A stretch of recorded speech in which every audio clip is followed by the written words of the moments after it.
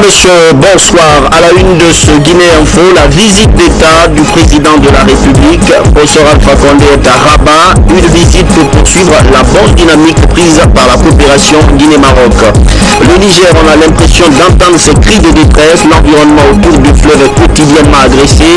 Exploitation anarchique, ensablement et prolifération de fours-fabriques. Des mesures sont envisagées. Puis c'est parti pour les examens blancs dans tout le pays. Une première évaluation test pour les élèves avant les épreuves finales en fin d'année. Voilà pour les groupes. Merci de nous rejoindre. Le chef de l'État, professeur Alpha Condé, est en visite de travail au Royaume du Maroc, un déplacement qui intervient quelques semaines après le passage en Guinée du roi Mohamed VI. Conakry et Rabat ont une vieille amitié que le professeur Alpha Condé se propose de redynamiser. Je vous propose de suivre ces images de Doudou Traoré et un commentaire de Mahmoud Bari pour le cérémonial des départs. C'est pour raffermir les relations d'amitié et de coopération que le chef de l'État, professeur Alpha Condé, effectue cette visite dans le royaume chérifien. Le président de la République mettra ce déplacement à profit pour consolider les accords signés lors de la visite du souverain Mohamed VI à Conakry les 3, 4 et 5 mars dernier. La mise en œuvre de ces différentes conventions entre Conakry et Rabat permettra d'améliorer les conditions de vie des populations guinéennes et marocaines. Le roi Mohamed VI et professeur Alpha Condé sont animés d'une volonté de promouvoir le développement socio-économique des peuples marocains et guinéens, mais aussi de l'ensemble du continent africain. Cela à travers un partenariat qui tient compte des intérêts réciproques. Un partenariat avec des intérêts réciproques. Alors on a suivi pour vous ce voyage du chef de l'État. Peu après son arrivée à Rabat, professeur Alpha Condé a eu un premier entretien avec le Premier ministre du Royaume du Maroc. Plusieurs questions sur le niveau de la coopération étaient au menu de la rencontre. Compte rendu, Sanassi Keïta. Première visite du président de la République au Maroc depuis son élection à la magistrature suprême du pays. Professeur Alpha Condé est accueilli sur le tarmac de l'aéroport international de Fès par le Premier ministre chef du gouvernement du Royaume chérifien. Tous les honneurs sont rendus au professeur Alpha Condé.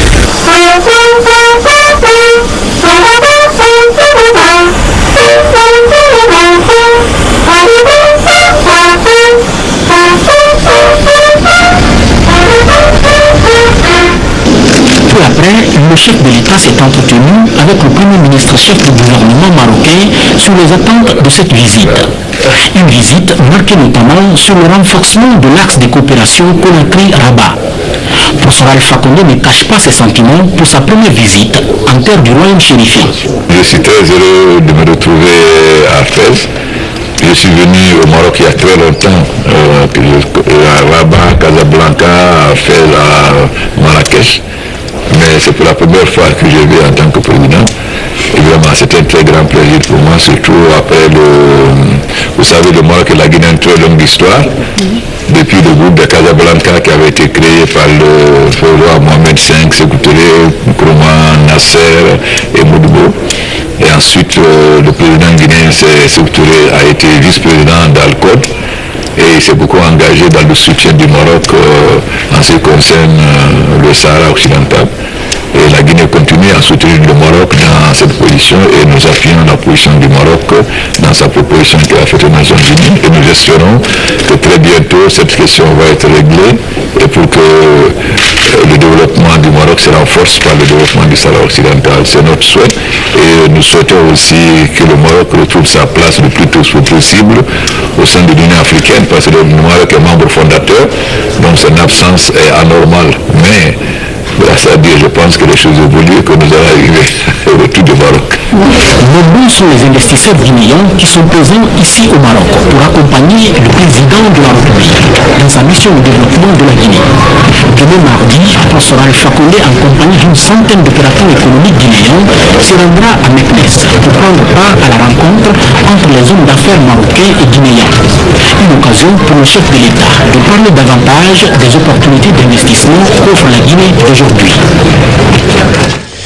L'une des facettes de cette coopération, c'est l'éducation. Plusieurs jeunes Guinéens font leur cycle universitaire au Maroc. Ils s'étaient massivement mobilisés pour rencontrer le chef de l'État. Les échanges ont porté sur les difficultés qu'ils ont et les réformes engagées en Guinée. Sarassi Keita.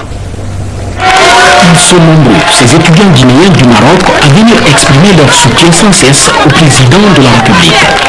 La visite des jeunes étudiants guinéens au palais pour rencontrer son Excellence Monsieur le Président est une autre chose extraordinaire, car ça remonte le moral des jeunes guinéens qui sont sur place au Maroc et qui prouvent encore au président de la République combien de fois il est aimé.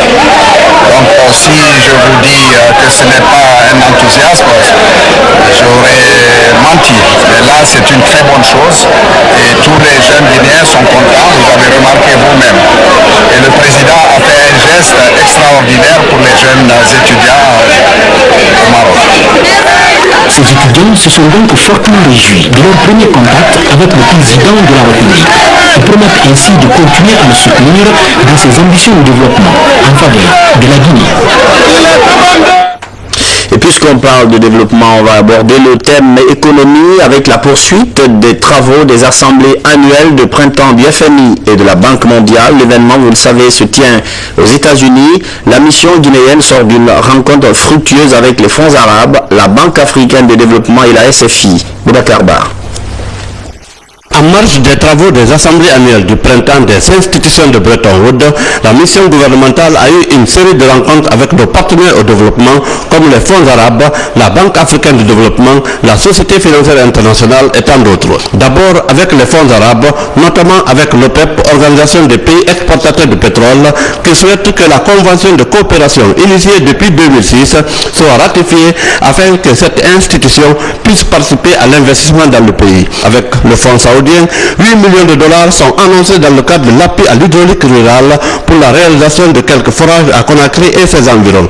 Côté Banque islamique de développement, l'épineuse question d'accès de la Guinée au financement concessionnel avec l'accord du Fonds monétaire pose problème. Une situation qui empêche notre pays à accéder au gros financement de la BID. Dans le projet d'adduction d'eau signé en 2011, sur 10 millions de dollars, 300 000 seulement ont été décaissés. Et les 5 millions de dollars orientés vers l'éducation primaire se heurtent à des difficultés. Pour corriger ces distorsions, Mohamed Diaré décide d'organiser une revue du portefeuille de tous les projets financés par les fonds arabes à Conakry pour lever toutes les contraintes afin de faciliter la participation de ces différents donateurs au financement du gap à rechercher sur l'énergie au cours de la rencontre juin prochain à Djeddah. Avec la Banque africaine de développement, le chef de mission gouvernementale a remercié le président de cette institution pour l'appui technique apporté aux compagnies minières sur la revue des titres et conventions et sa participation au financement conjoint du projet Simandou. Et puis, la BAD a répondu favorablement à la requête du ministre d'État en charge des finances sur la lutte contre l'épidémie d'Ebola.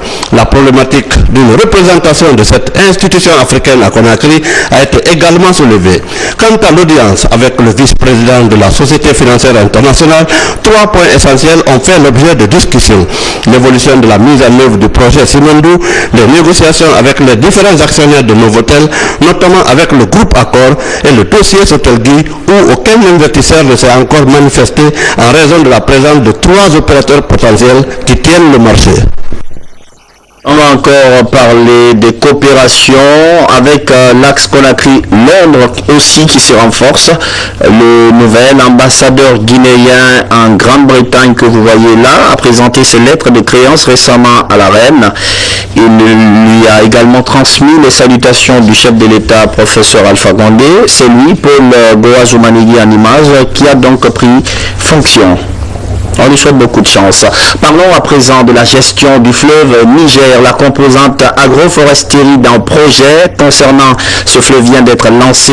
La cérémonie a eu lieu à Farana. 14 sites d'exploitation ont été identifiés, mais il est demandé, voire conseillé aux exploitants de faire preuve de bon sens dans leur activité. Mohamed Sankon, Sekoussibi. Le fleuve Niger est en danger. Une situation consécutive aux pressions anthropiques entraînant la pollution des eaux, l'ensablement du lit des cours d'eau et le déboisement. Pourtant, le Niger arrose 9 pays du continent et est long de 4200 km.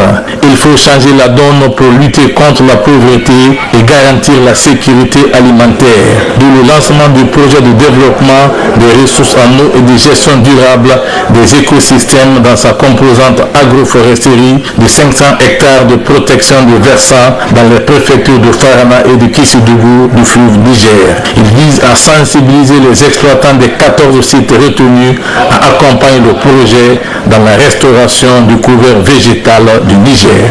Si ce fleuve n'est pas protégé, alors les autres pays vont souffrir des dégâts causés sur le Niger à l'amont.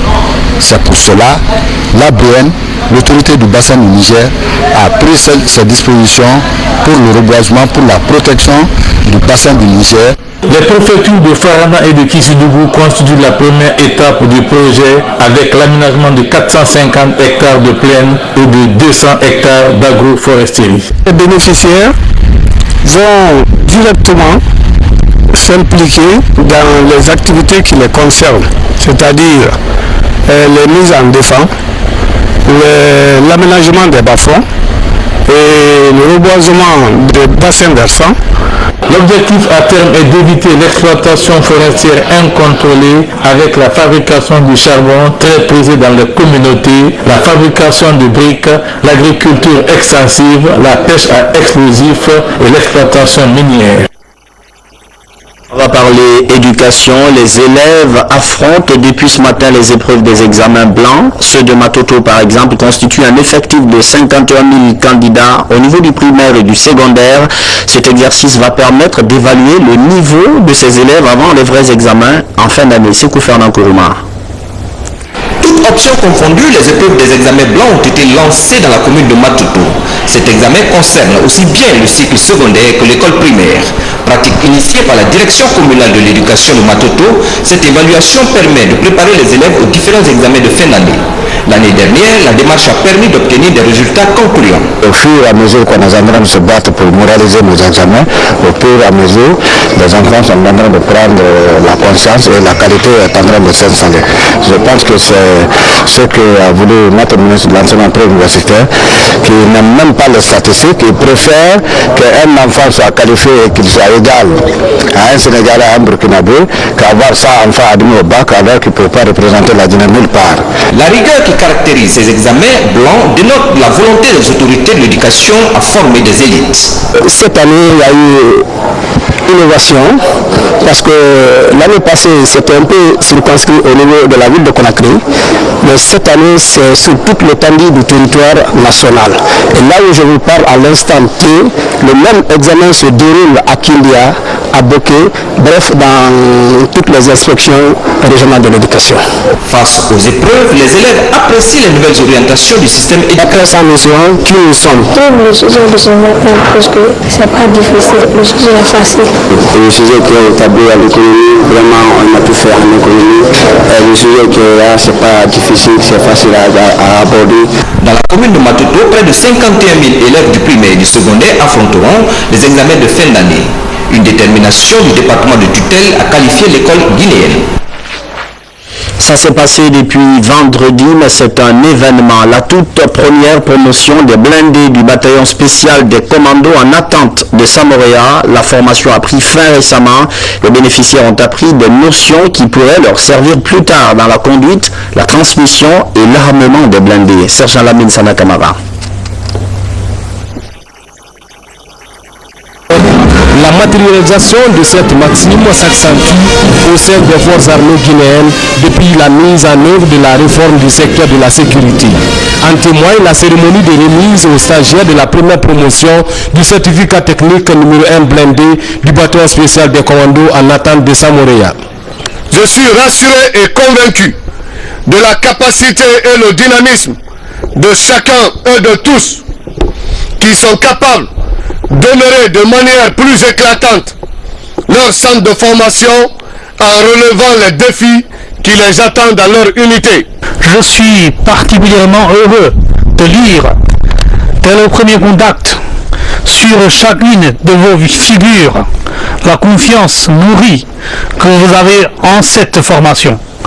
Je suis convaincu que cette confiance signale le grand succès que vous, les élites militaires guinéens, avez obtenu au cours de votre formation. Cette formation a duré une année. Elle est le fruit de la coopération sino-guinéenne. Pendant une année de formation, vous avez été formé à l'efficacité dans l'ordre et la discipline, appris de nouvelles connaissances. Et il est important pour vous de puiser le meilleur de ce que vous avez appris. La première promotion du 7e blindé du BSCA porte désormais le nom de deuxième classe Abouakar Yassani de la dite promotion, mort des suites d'accidents de la circulation. Parmi les enseignements reçus, le franchissement des obstacles, l'entrée et sortie du garage et les tirs effectués par les créneaux et volets. Puisqu'on parle de formation, il faut signaler que les élus locaux de la préfecture de Forêt-Caria sortent également d'une formation. Ils ont appris, comme vous l'avez entendu tout à l'heure, de nouvelles connaissances sur le fonctionnement de leur service. Cheikh Sanoussi Sankon.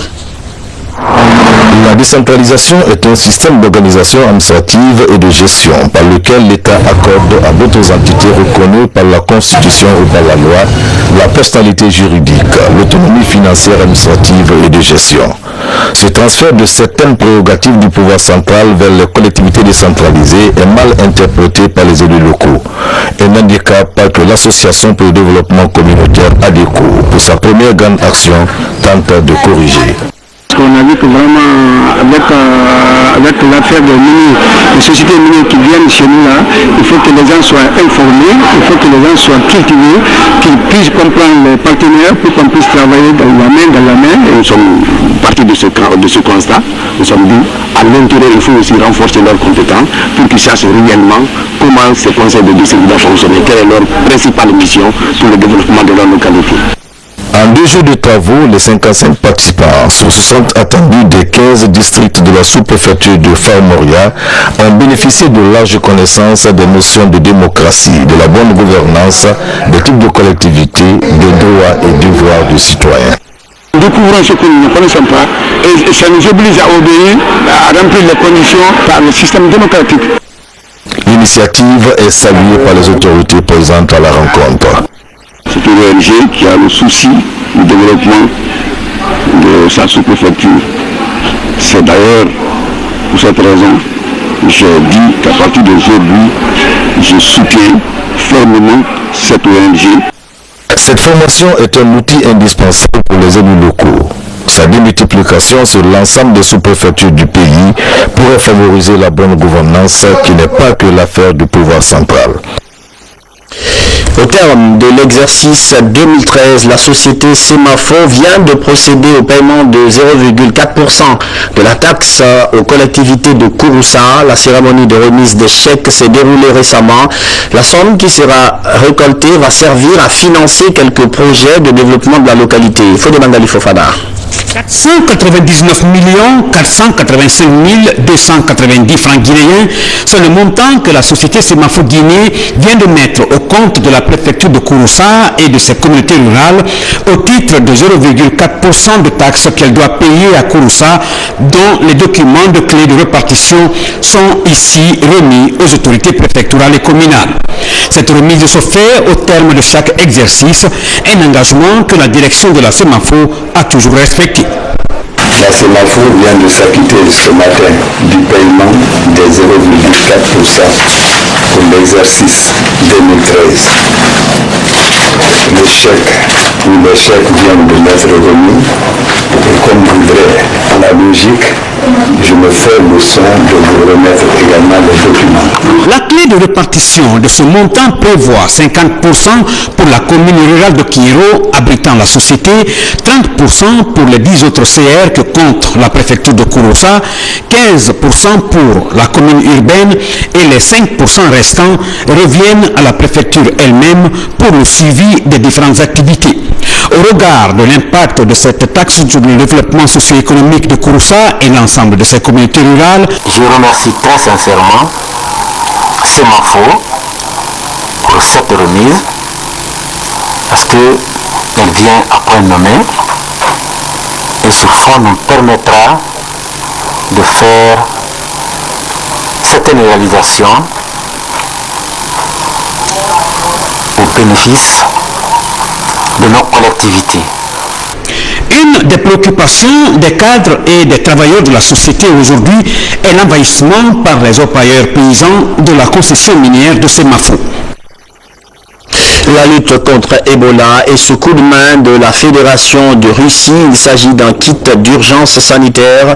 Il est composé de médicaments de première nécessité et de matériels médicaux. C'est l'OMS qui a été chargé de remettre cette aide aux autorités sanitaires guinéennes. Soeur de Kira.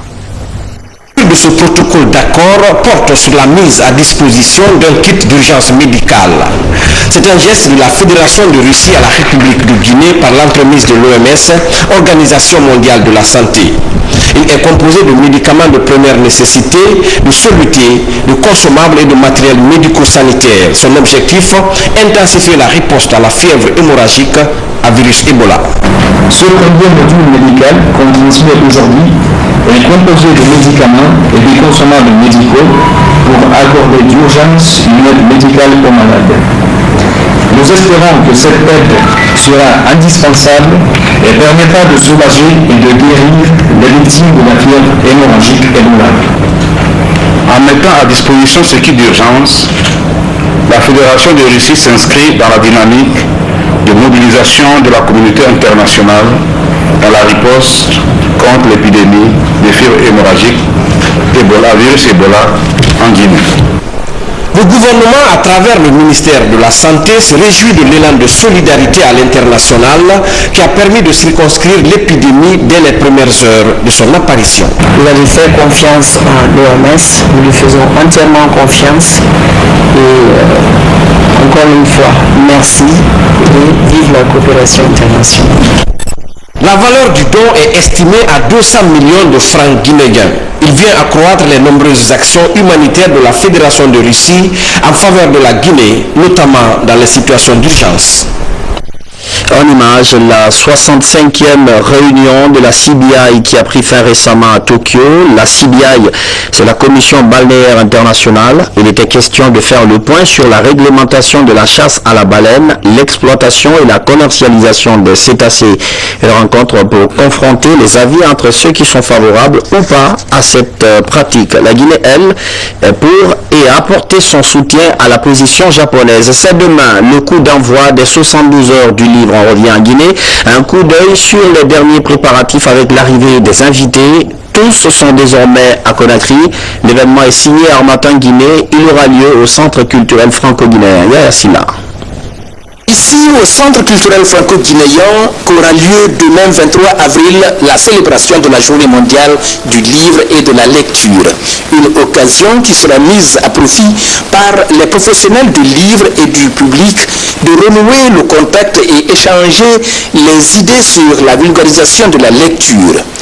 Aujourd'hui, les dernières touches des préparatifs concernent principalement l'installation des tentes et des cabines pour les exposants du livre.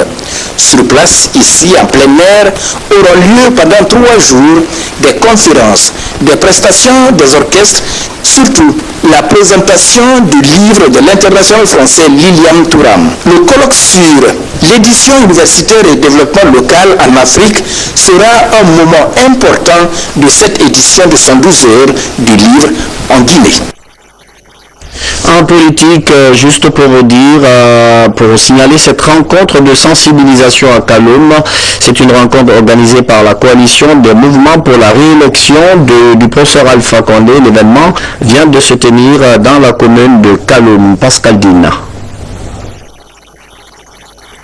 L'association de jeunesse et de femmes de la commune de Kaloum se mobilise autour du collectif pour la réélection d'Alpha Condé en 2015. Ils sont venus exprimer leur soutien et adhésion aux idées de paix et de changements socio-économiques annoncés par le chef de l'État. C'est une synergie d'action entre le collectif pour la réélection d'Alpha Condé en 2015, CRAC, et le comité d'orientation de la basse Guinée-Cobag. Par cette manifestation, le mouvement entend mobiliser les militants et sympathisants à la base pour renouveler leur confiance au professeur Alpha Condé Fakonde aux prochaines élections présidentielles de 2015. Le CRAC collectif pour l'élection du professeur Fakonde, nous avons créé ça parce qu'on a vu que ce qui s'est passé l'année dernière n'était pas normal. Donc cette fois-ci, nous voulons être à la base et créer un mouvement qui peut rattraper ce qui s'est passé, ce qu'on a perdu l'année dernière. Cette journée de réflexion et de renforcement de la conviction du chef de l'État a été saluée par les représentants du RPG Arc-en-Ciel. Notre ambition est de le faire réunir si possible au premier tour. Je suis en quête de militant en tant que membre du bureau politique du RPG Arc-en-Ciel. Je suis en quête de l'électeur en tant que membre aussi du CRAC. Alors, il n'y a aucune incompatibilité. Je me base sur tous les fronts. Tous ceux qui veulent aider le professeur, à condition qu'ils agissent dans le cadre du parti politique que nous avons ensemble, le RPG Arc-en-Ciel. La cérémonie de soutien aux actions de développement socio-économique et politique des autorités du pays a été ponctuée par la prestation de certains artistes, chanteurs et comédiens de la place, toute une réussite. Religion, c'est aussi un événement, la célébration de l'anniversaire de la fille du prophète Mohammed, paix et salut sur lui, sa fille Fatima. C'est l'association islamique Al-Kawsar qui a organisé cette festivité, une façon pour elle de participer à la promotion de l'islam en Guinée. Compte rendu, Abdulaziz Baldé. Chaque année, l'association dénommée Al-Kawsara commémore l'anniversaire de la naissance de la fille du prophète Mohammed, Fatoumata Diarra. Pendant plusieurs heures, ces filles et femmes de cette association ont loué l'effort et le bon comportement de Fatima vis-à-vis de son père et de son mari. La façon qu'elle a grandi, c'est bon pour nous de connaître ça, comme on va grandir nos enfants, la même chose. Je voulais dire à toutes les femmes guinéennes, premièrement donner leur fille de Fatima Zahra pour qu'elles vont être comme Fatima Zahra. Ça c'est une autre chose. Deuxièmement, ils vont prendre l'éducation que le prophète a donné Fatima Zahra. Si tu ne connais pas Fatima, tu n'es pas une femme moderne. La fille Fatima, c'est une fille ou femme qui a travaillé pour l'islam, qui a aidé le prophète à faire sa mission. Elle a aidé le prophète, tout le moment. Très séduits par des prestations des membres de cette association, les fidèles estiment que cette brave femme devrait être exemplaire. C'est la femme la plus prestigieuse, la plus noble de l'humanité. Une femme pure. La femme, donc c'est vraiment un symbole pour nous les femmes. C'est-à-dire qu'on ne peut pas parler de cette dame-là sans avoir la chair de poule. Moi, quand j'en parle, vraiment, ce sont les larmes qui me viennent. Cette organisation à but non lucratif œuvre depuis sa création en 2007 à l'implication de la couche féminine au rayonnement de l'islam en Guinée, mais aussi le bon comportement de la femme dans un foyer. L'association compte à ce jour 25 femmes. C'est la fin de cette édition d'information. Merci de votre fidélité à la télévision nationale. Demain, Adel Camara sera là, Inch'Allah, pour le grand journal. Bonsoir.